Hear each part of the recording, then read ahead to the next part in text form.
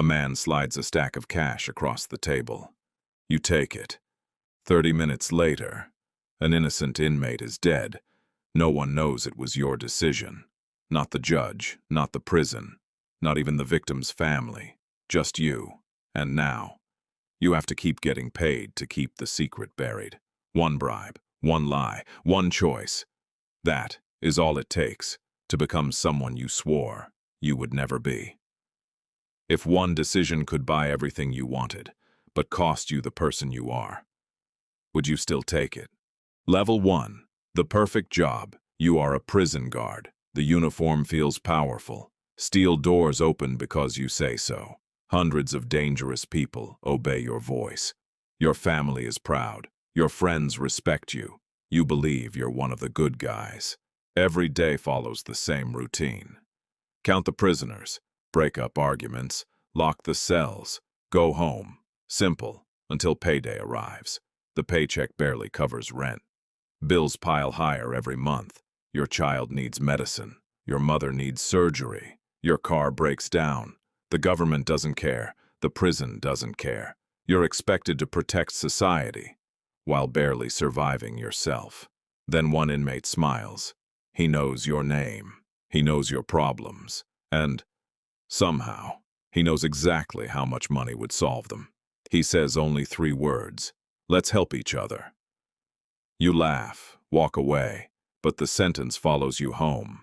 It sits beside you at dinner. It whispers while you try to sleep. The next morning, you still remember the number he offered. More money than you've made all year, just to look the other way. One time, that's all. Or so he says. You tell yourself you would never do it.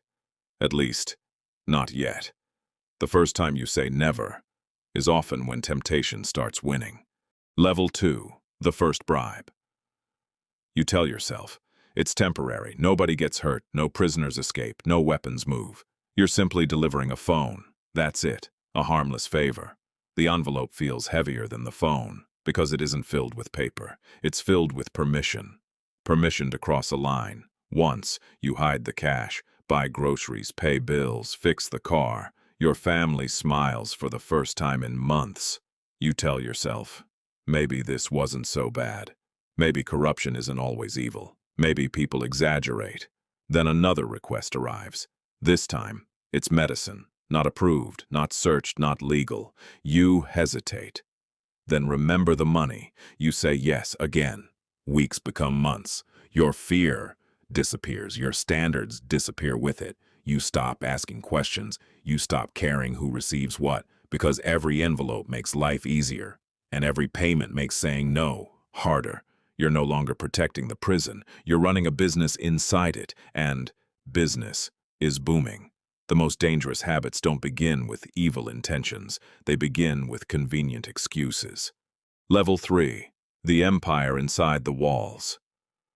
The prison changes, not because of the inmates, because of you. Phones appear, drugs appear, alcohol appears, knives appear, everything forbidden finds a way inside. You know every blind spot, every broken camera, every lazy supervisor, every guard willing to join. Soon, you're not alone. The corruption spreads. 1 guard becomes 3, 3 become 10. Everyone gets a cut. Silence becomes currency. The inmates know who really controls the prison. It isn't the warden. It's whoever controls the guards. Violence increases. Fights become normal. Debts grow. People disappear. But every time someone asks questions, records go missing, reports change, witnesses stay quiet. Money solves everything, until it doesn't.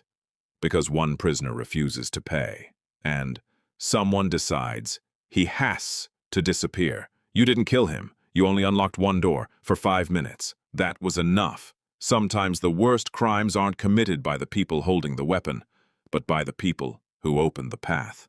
Level 4. The price of silence. The investigation begins. Everyone is nervous. Phones are destroyed. Cash is hidden. Stories change. The officers promise loyalty. No one talks, but fear makes terrible promises. 1 guard gets arrested. Another starts cooperating. Names begin appearing. then yours. Suddenly, the people paying you disappear. The people protecting you disappear. The money disappears.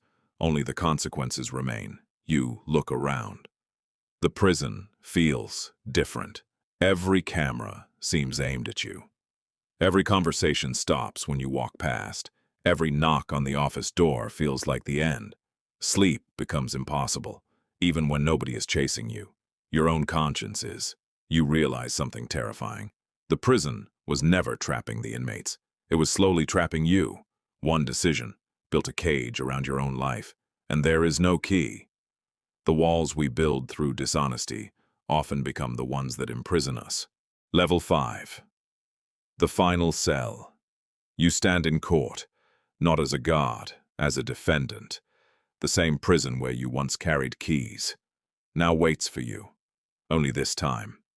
The doors close behind you, not because you're working, because you're staying. Former inmates recognize you. Former colleagues avoid your eyes. Your family watches in silence. No amount of money can buy back trust. No amount of excuses can rewrite choices. You replay everything. The first envelope, the first lie, the first time you looked away.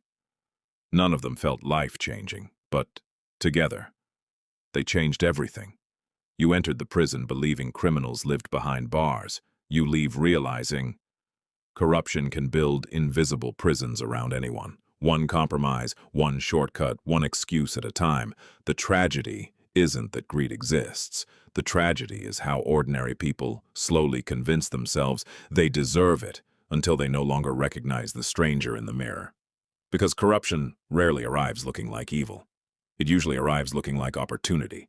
And by the time you notice the difference, it's already too late. Final reflection. If nobody could ever catch you, what decision would reveal who you truly are?